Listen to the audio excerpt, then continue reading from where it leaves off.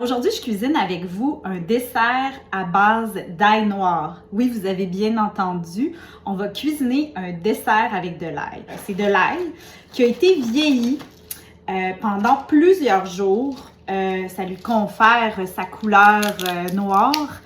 Et vous voyez à l'intérieur, là, ça transforme l'ail, ça devient comme un petit jujube. C'est que le vieillissement va venir caraméliser les sucres de l'ail blanc. Donc, c'est vraiment un super ingrédient en cuisine qui va venir relever des plats, qui va venir donner une profondeur de goût.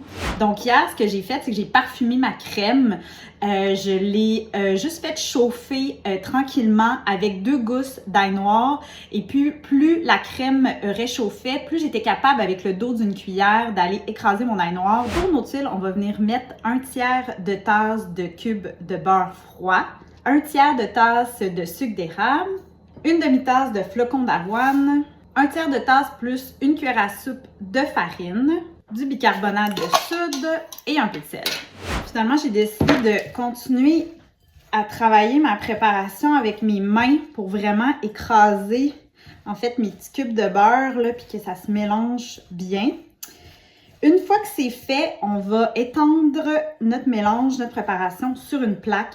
Là, l'idée après, ça va être de prendre un autre papier parchemin, le mettre sur la préparation, puis vraiment l'écraser pour que ça devienne comme une mince couche. Et je mets ça au four 8 à 10 minutes à 425. Donc, on met notre crème, on met 1/3 de tasse de notre bon sirop d'érable. Et après, avec un batteur à main, ben, on monte notre crème. Puis ce qu'on veut, c'est comme une texture de crème fouettée avec des pics mous.